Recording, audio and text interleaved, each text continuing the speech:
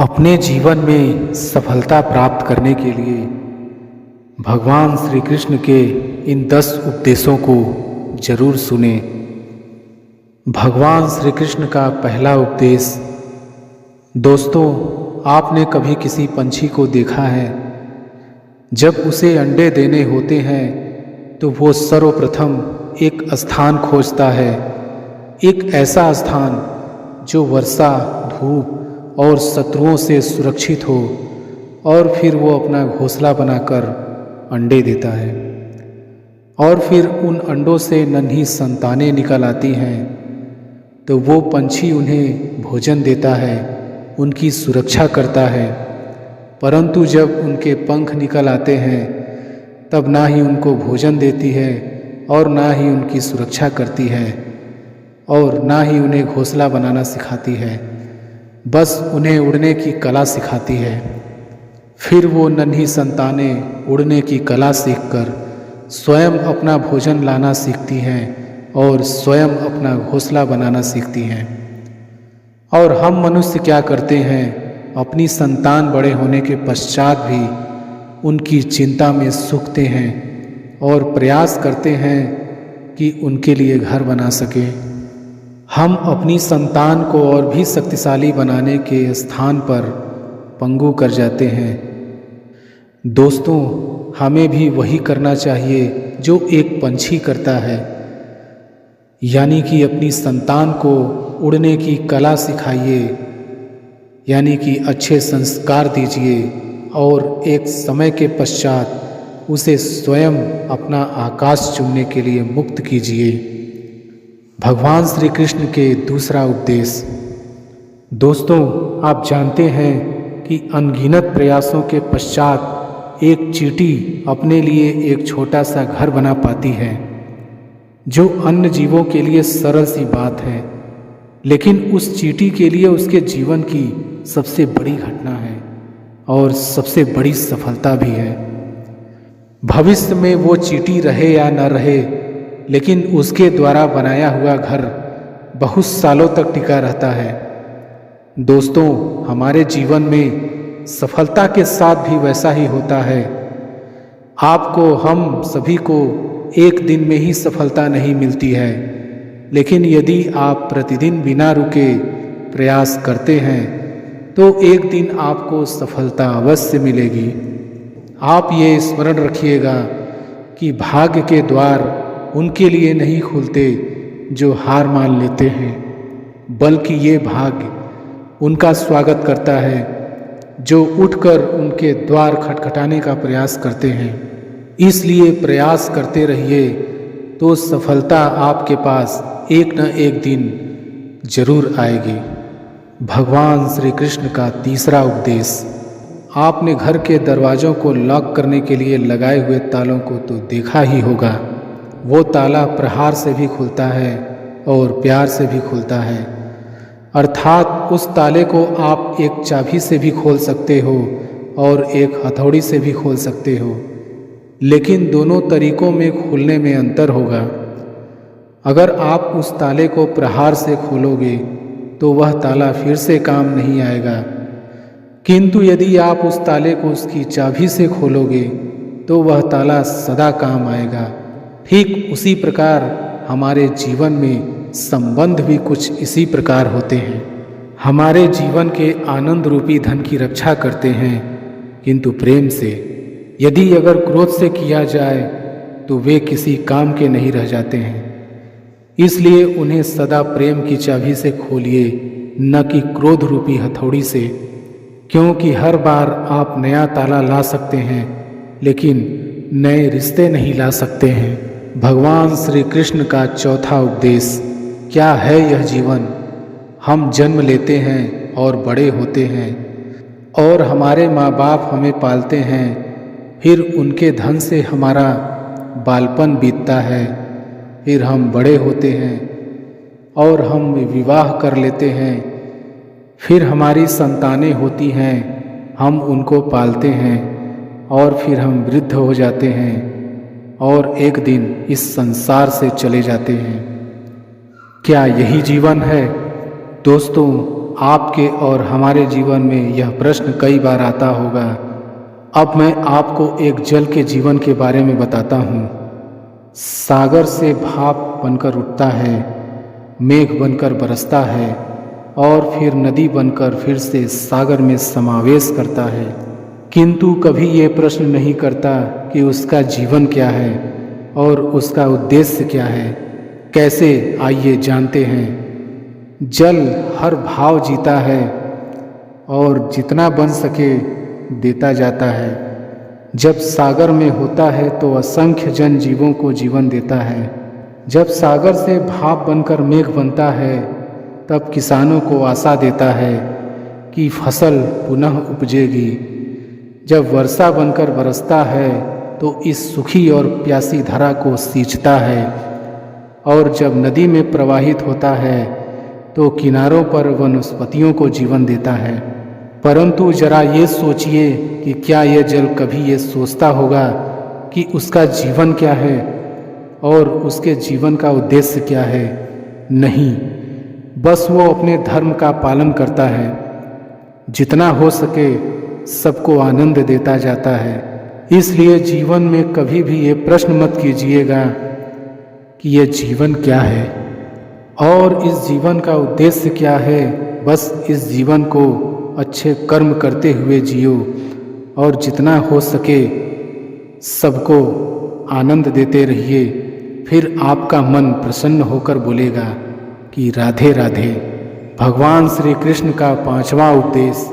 दोस्तों, कभी वर्षा के कारण बने कीचड़ से होकर आप कभी अपने घर गए हैं तो आपको पता ही होगा कि पादुका पहनने के कारण उस कीचड़ से तो आप बच जाते हैं, किंतु उन पादुकाओं द्वारा उड़ने वाली बूंदें आपके वस्त्रों को मैला कर ही देती हैं। किंतु फिर भी उस बूंदों से आपके वस्त्र गंदे हो जाएंगे। इस कारण से आप चप्पल पहनना तो नहीं छोड़ते हैं ना।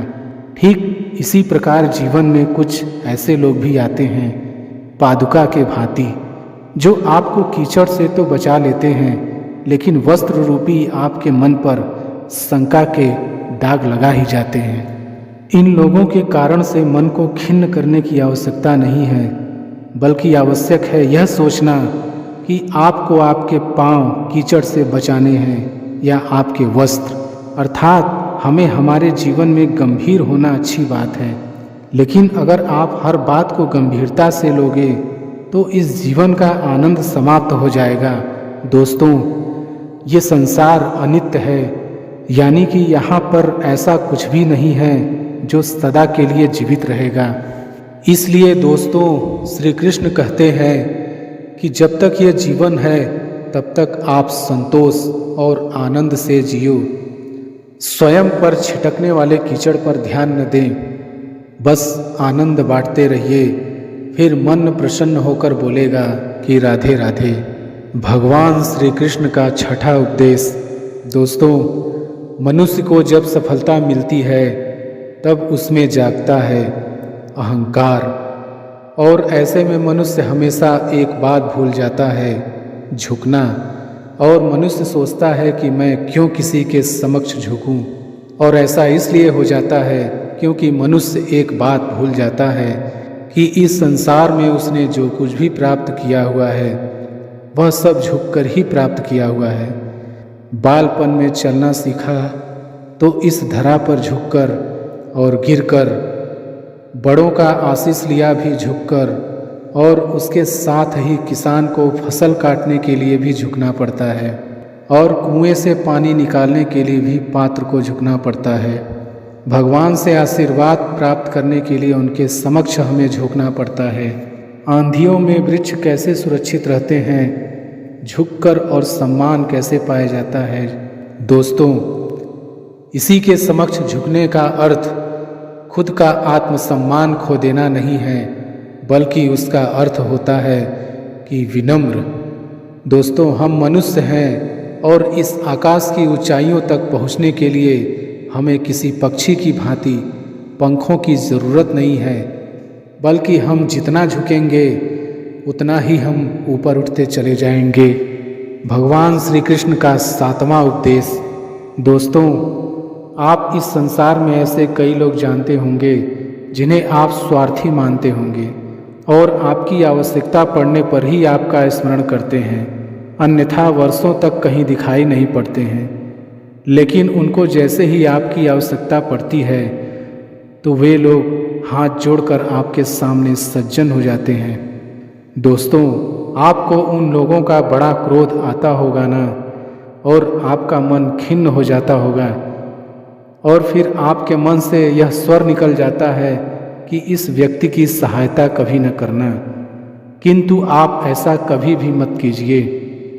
अब आप यह सोच रहे होंगे कि क्यों कह रहा हूँ मैं ऐसा, क्योंकि भगवान श्री कृष्ण कहते हैं कि स्मरण रखिएगा कि दीपक का स्मरण व्यक्ति केवल तभी करता है जब अंधकार गहरा हो जाता है।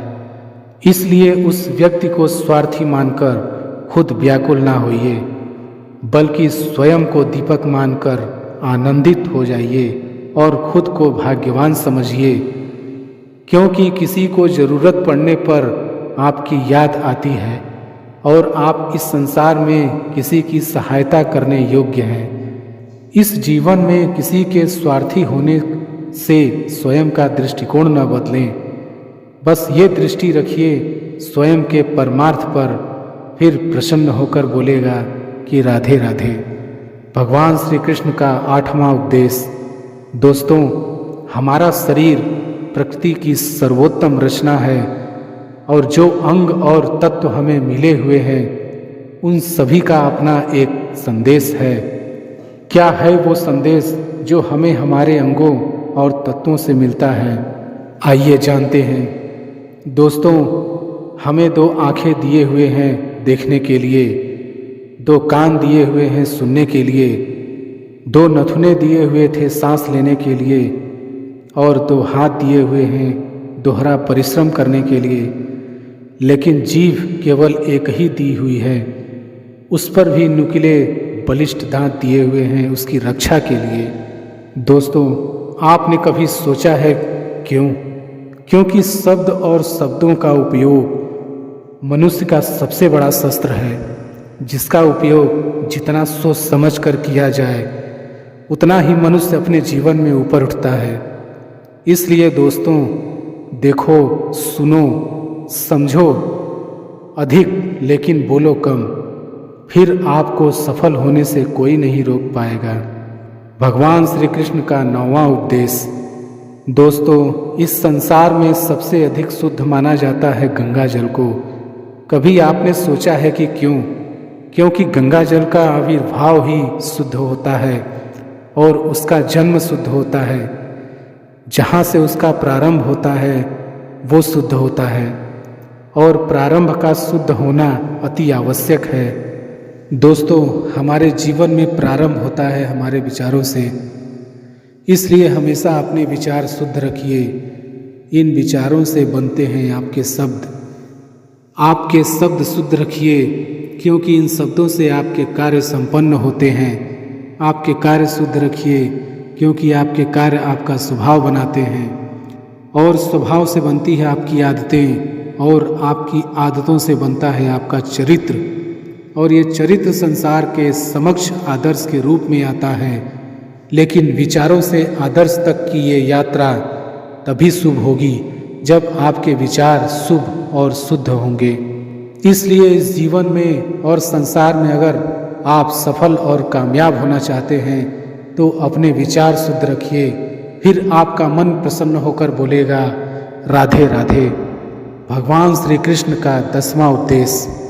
दोस्तों, यदि मैं आपसे पूछूं कि दूध और माखन इन दोनों में संबंध क्या है तो आप कहेंगे कि ये तो सरल सी बात है, दूध से ही तो माखन बनता है। और यदि मैं आपसे पूछूं कि इन दोनों में अंतर क्या है तो कोई कहेगा कि एक तरल है तो दूसरा ठोस, तो कोई कहेगा कि एक जनक है तो दूसरी उसकी संतान है। नहीं, इन दोनों में अंतर है शुद्धता का, क्योंकि माखन दूध से कहीं अधिक शुद्ध होता है। दोस्तों, इस बात को कुछ इस प्रकार समझा जा सकता है, यदि कोई कीट आकर उस पात्र में गिरे जिसमें दूध रखा हुआ है तो आप उस समय क्या करते हैं? आप दूध को फेंक देते हैं। लेकिन यदि कोई कीट आकर उस पात्र में गिरे जिसमें माखन रखा हुआ है, तो आप क्या करते हैं? तो आप उस कीट को निकाल कर फेंक देते हैं, क्योंकि वो कीट मैला और दूषित है। ठीक उसी प्रकार यदि हमारा मन निर्मल ना हो तो कुविचार रूपी ये कीट आपके मन को भी दूषित कर देगा। लेकिन यदि हमारा मन माखन के भांति शुद्ध हुआ तो आपके मन में ठहरे हुए कुविचारों को स्वयं से ही मन से बाहर जाना होगा। इसलिए हमेशा यह स्मरण रखिएगा कि इस संसार में कीट तो रहेंगे ही, अब आपको दूध बनना है या माखन, ये निर्णय आपका है।